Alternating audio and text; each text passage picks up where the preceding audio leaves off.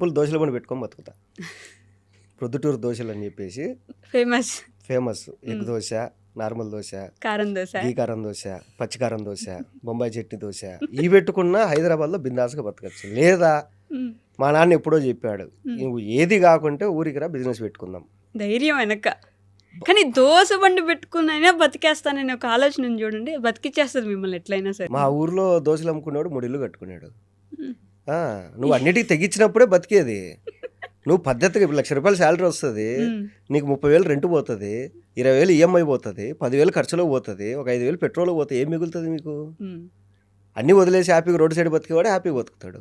మీరు పల్లెటూరు గురించి కూడా ఇంతకుముందు ఎక్కడో చెప్పుంటారు, ఆ ఊర్లో ఉండేవాడే మంచిగా బిజినెస్లు చేసుకొని బతుకుతున్నాడు అన్నట్టు. కానీ నేను ఆ వీడియో కింద ఒక కామెంట్ చూసుంటే, ఇప్పుడు పల్లెటూరుకి వెళ్ళి చూడండి, పెద్ద పెద్ద బిల్డింగ్లు, ఆ పెద్ద పెద్ద బిల్డింగ్లకి కింద కాపలాగా కాటికి కాచుకొనున్న ముసలాళ్ళు తప్ప ఎవ్వరు లేరు పల్లెటూర్లలో, మొత్తం బయటకు ఇట్లా జాబులు చేసుకోవడానికి వచ్చేసిన వాళ్ళే అని. అంటే జనరేషన్, నా జనరేషన్ నాకన్నా బాగా బతకాలి అనుకుంటాము. సో వాళ్ళకి ఏంటంటే పల్లెటూర్లలో టౌన్లలో ఉన్న వాళ్ళు సిటీస్కి పంపించి చదివిస్తారు. వీడేమనుకుంటాడు, ఏమో ఈ లైఫ్ బాగుంది, ఇది ఎందుకు వదిలేయాలా అని చెప్పి సిటీస్ వదిలేసి మళ్ళీ ఊర్లోకి వెళ్ళలేరు కదా. అది అందువల్ల ఇక్కడే ఉండిపోతున్నారు. కానీ అక్కడ ఉండే వాళ్ళు బాగుంటున్నారు అనేది మీ అభిప్రాయం. దోశ బండి పెట్టుకున్నాడు మదనపల్లి దగ్గర ఒక ఊరుంది, మా వైఫ్ వాళ్ళ ఫ్రెండ్ అనమాట అబ్బాయి. తను ఐటీ జాబ్ చేసుకునేవాడు. వాళ్ళ ఫ్రెండ్ చెఫ్ అనమాట 5 స్టార్ హోటల్లో బెంగళూరులో. వీళ్ళకి చిరాకు దొబ్బింది, ఇద్దరు వెళ్ళి ఊరిలో ఫార్మింగ్ చేసుకుంటారు. ఎంత సంపాదిస్తారంటే వాళ్ళు భయంకరంగా సంపాదిస్తారు. వాళ్ళు ఎంత ఎంజాయ్ చేస్తారంటే అంత ఎంజాయ్ చేస్తారు లైఫ్ని. అది అంటే యూత్కి ఎట్లాంటి మెసేజ్ ఇద్దాం అనుకుంటున్నారా మీరు? మెసేజ్ కాదండి, అంటే ఇదే చెయ్యాలి అని కాదు, ఏదో ఒకటి చేసుకుంటూ వెళ్ళిపోవాలి. ఓకే, ఇది ఉన్నా లేకపోయినా ఏదో ఒకటి చేసుకుని ఏదో ఒకటి. ఇప్పుడు నేను ఓ ట్రెక్కింగ్ వెళ్ళాలనుకుంటా, నేనేం చేసుకుంటా, ట్రెక్కింగ్ వెళ్ళాలనుకుంటే నేను దాని గురించి ఆల్రెడీ వెళ్ళిన వాళ్ళ వ్లాగ్స్ అన్నీ చూసుకొని ఏమేమి తీసుకోవాలి, ఏమేమి జాగ్రత్తలు తీసుకోవాలి, టెంపరేచర్ ఎలా ఉంటుంది మనకు తెలియదు కాబట్టి అన్నీ ప్రిపేర్ అయ్యి వెళ్తా.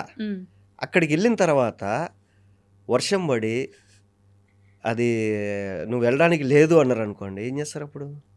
నువ్వు ఇన్నేళ్ళు చేసిందంతా ఏంటి? సో అక్కడికి వెళ్ళింటారు, మీకు ఒక రూట్ ఉంటుంది, ఆ రూట్ ఏదో ల్యాండ్ స్లైడ్ అయిపోయి ఉంటుంది, ఇప్పుడు ఇంకో రూట్లో వెళ్ళాలంటారు, అది కొత్త రూట్, మీకు తెలియదు. మీరు మీరు మీరు ఇప్పటిదాకా ఏదైతే ఎక్స్పీరియన్స్ మొత్తం అంతా గ్యాదర్ చేశారో నాలెడ్జ్, అది మొత్తం పోయింది. ఇప్పుడు మళ్ళీ కొత్తగా వెళ్ళాల్సిందే కదా. అంటే అక్కడ దాకా వెళ్ళినోడైతే ఎనికి రాడు కదా, రాలేడుగా. అది. సో ఏదో ఒకటి చేయాలి అంతే. అంటే చిన్నప్పుడు నీ పేరు ఏంట్రా అని అడుగుతారు, కొంచెం పెద్ద అయినాక ఏ క్లాస్ చదువుతున్నావు అంటారు, కొంచెం పెద్ద అయిన తర్వాత ఏ కాలేజ్ ఏ ఊరు అంటారు, ఇంకొంచెం పెద్ద అయినాక ఏ కంపెనీలో జాబ్ చేస్తున్నావు అంటారు, ఒక 40 ఏళ్ళు దాటిన తర్వాత ఎంత సంపాదించినావు అంటారు. నువ్వు ఏం చేస్తున్నావు అని ఓడి అడగడు, ఇంకా అయిపోయింది, ఎంత సంపాదించినావు అంటారు. సో లాస్ట్కి కావాల్సింది ఏంటి? మన ఫ్యామిలీని బాగా చూసుకోవడం అంతే. అది ఎట్లా చూసుకున్నావు అంటే ఇదే చేసుకోవాలనుకుంటే కాదు, ఏదో ఒకటి చేసుకొని చూసుకోవాలి అంతే. మీ సినిమాలో మొత్తం కడప సైడ్ నుంచి చాలా మందిని తీసుకున్నట్టు ఆర్టిస్ట్, కొత్త వాళ్ళని. షూట్ మొత్తం కడప జిల్లాలోనే, A to Z కడప జిల్లాలోనే షూటు. ఆర్టిస్టులు కూడా మొత్తం దాదాపు ఒక 80 మంది అక్కడ వాళ్ళే. ఒక నలుగురు 5 మెయిన్ వాళ్ళు తప్ప మిగతా వాళ్ళంతా అక్కడ వాళ్ళే. ఎందుకు ఉత్తుత్తి హీరోలు అంటే ఆగిపోయిన హీరోలు అనుకున్నా ఫస్ట్ టైటిల్, ఆగిపోయిన హీరోలు అని. అయితే మన డైరెక్టర్ కృషి గారు వచ్చి ఏంద్రా ఈ టైటిల్ అన్నాడు. సార్ ఇదే నా కాన్సెప్ట్ ప్రకారం ఇదే సార్ అన్న. ఫస్ట్ సినిమాకి ఆగిపోయినా చచ్చిపోయినా ఎందుకు ఇవన్నీ, వేరే ఆల్టర్నేట్ చెప్పు అన్నాడు. అప్పుడు ఉత్తుత్త హీరోలు సార్ అన్న, ఇది బాగుంది కదా అన్నాడు. అప్పుడు డబ్బింగ్లో అంతా కరెక్షన్ చేసి ఉత్తుత్త హీరోలు అని పెట్టుకున్నాను. ఏంటి కాన్సెప్ట్?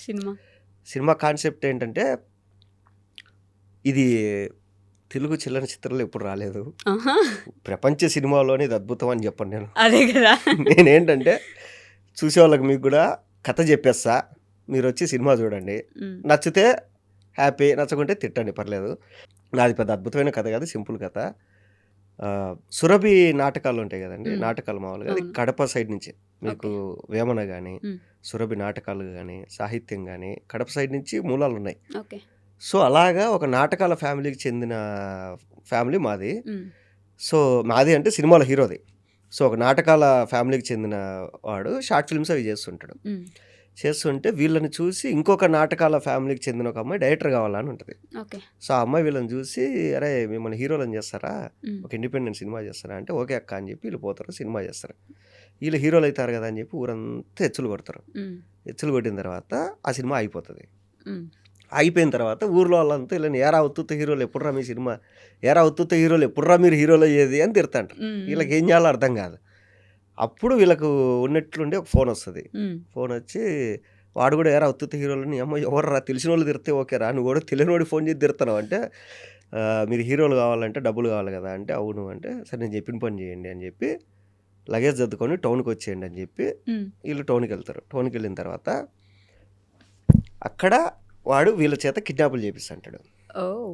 అది దాని తర్వాత అంటే ఇప్పుడు దాకా నేను చెప్పిన సినిమా first half an hour hmm. కిడ్నాపులు చేపిస్తుంటారు. వీళ్ళు కిడ్నాప్ చేసిన వాళ్ళు ఏమయ్యారు, హ్మ్. వీళ్ళు నెక్స్ట్ కిడ్నాప్ చేయాల్సింది అవన్నీ, అసలు వీళ్ళు ఎలా ఇరుక్కున్నారు దాంట్లో, హ్మ్. వాడు ఎవడు కొంచెం జాతరత్నల్లా అనిపిస్తుంది. కాదు కాదు అది కాదా? వేరు. ఓకే. అది వేరు అంటే ఎక్కడైనా కానీ ఊరి నుంచి వచ్చి ఒక సమస్యలో ఇరుక్కున్నారు, హ్మ్. హ్మ్. అది వేరు ఇది వేరు. ఓకే. సో ఒక 30 మినిట్స్ స్టోరీ చెప్పేశారు ఇప్పుడు మా వాళ్ళకి. ఫస్ట్ హాఫ్ అన్ అవర్ చెప్పేసిన నేను. ఇంట్రెస్ట్ ఉంటే వచ్చి చూడాలని చెప్పేసి. మ్మ్. బట్ నమ్మకం ఉందా? నమ్మకం మన చేతుల్లో ఉండదండి, మ్మ్. మన చేతుల్లో ఏముండదు అసలు. ఇప్పుడు ఇది క్లిక్ అవుతుంది మనం అనుకుంటాం. ఇప్పుడు నేను యూట్యూబ్లో దగ్గర దగ్గర 300 షార్ట్ ఫిల్మ్ తీసింటా, మ్మ్. ఇది సూపర్ ఉందిరా అనుకుంటా, మ్మ్. దానికి వీసే ఉండవు, కింద అంతా ఏందన్నా ఈ కాన్సెప్ట్ అంటారు. మ్మ్. సరే సరే ఏదో ఒకటి తీసేరాదు, ఏమో టైం అవుతుంది వెళ్ళిపోదాం మనం అని చెప్పి ఏదో ఒకటి తీసేస్తాం, మ్మ్. అది భయంకరంగా పోయి ఉంటుంది. ఇది ఎందుకు పోయిందో మనకు కూడా అర్థం కాదు. ఇప్పుడు పూరి గారు పోకిరేసుకొని చూసుకొని ఏముంది ఈ సినిమాలో అనుకున్నట్టు మన చేతుల్లో ఏముండదు. ఆ రోజు ఆడియన్ మూడ్ అంతే, మ్మ్. అది మన మూడ్లో మన ఇంటలెక్చువల్లీ మన నాలెడ్జ్ దాని మీద డిపెండ్ అయి ఉంటుంది ఎప్పుడే కానీ. ఆ రోజు ఆడియన్ మూడ్ అంతే, అది అంతే. ఆ రోజు ఆడియన్ ఏ మూడ్లో వచ్చాడు, మనం ఏ టైంలో రిలీజ్ చేసినాం అనేది మ్యాటర్ ఇక్కడ. అంతే తప్ప ఈ సినిమా ఎలా ఉంది ఎటు పోతుంది అనేది కూడా అవసరం లేదు. అది కూడా నా- ఎస్పెషల్లీ చిన్న సినిమాలు. నాదొక అనాలిసిస్ ఏంటంటే మ్మ్. దిల్ రాజు గారు మనం చిన్నప్పుడు ప్రతి సినిమా సమ్మర్లో రిలీజ్ చేస్తాడు. ఓకే. మనం ఎగ్జామ్స్ రాసి దిల్ రాజు సినిమాకి వెళ్ళేవాళ్ళం. మ్మ్. ఆయన ఆ టైం ఎంచుకున్నాడు ఆయన. తర్వాత చిరంజీవి గారి సినిమాలు వినాయక చవితికి ముందు ఆడియో రిలీజ్ అయ్యేది. మ్మ్. మ్మ్. మ్మ్. ప్రతి గణేష్ మండపం దగ్గర ఆయన సాంగ్స్ పాట వినపడేవి. ఉండేది. అవును. సో ఎక్కేసేవి సాంగ్స్, అవును. అక్కడే డిసైడ్ అయిపోవాలి సినిమా చూడాలని డిసైడ్ అయిపోయేవాళ్ళు. మ్మ్. తర్వాత దసరాకి ఆ సినిమా రిలీజ్ చేసేవాడు. బాలయ్య బాబు సంక్రాంతి. అవును. ఇప్పుడు హిందీలో తీసుకుంటే మీరు దివాళీకి షారుఖ్ ఖాన్ వస్తాడు, మ్మ్. రంజాన్కి సల్లుబాయ్ వస్తాడు, క్రిస్మస్కి అమీర్ ఖాన్ వస్తాడు. అలా డిసైడ్ చేసేస్తారనమాట ఈ టైంకి మనం ఈ సినిమా చూడాలని వాళ్ళని వీళ్ళు డిసైడ్ చేశారు. ఆడియన్స్ని ప్రిపేర్ చేస్తారు వాళ్ళు. అది ఇప్పుడు మీరు అలాంటి ప్రయత్నం ఏమైనా చేస్తున్నారా? ఏం చేయట్లే, అంత డబ్బులు కూడా లేవు ప్రమోషన్ చేసుకునేంత. మ్మ్. సరే ఓకే ఫస్ట్ ఇది రిలీజ్గా అయితే చాలు అనేసి. ఇంకోటి ఏంటంటే నేను ఇది చేయడానికి కారణం కూడా ఇప్పుడు ఎన్ని రోజులు హీరో ఫ్రెండ్గానే కాదు, మ్మ్. నేను ఏమైనా చేయగలను అని ప్రూవ్ చేసుకోవడానికి ఇదొకటి. అంటే ఇప్పుడు నాకేంటంటే నాకు హీరోనే కావాలని కాదు, నాకు విలన్గా వచ్చిన సపోర్టింగ్ క్యారెక్టర్ వచ్చిన ఒక ఇంపార్టెంట్ క్యారెక్టర్. మొన్నే సుమతి శతకం అనే సినిమాలో మ్మ్. ఒక ఊరి ప్రెసిడెంట్గా చేశాను నేను, అవును. అదిరిపోయింది అసలు అది. మ్మ్. సో ఇలా నేను ఏమైనా చేయగలను అని చూపించుకోవడానికి ఇది.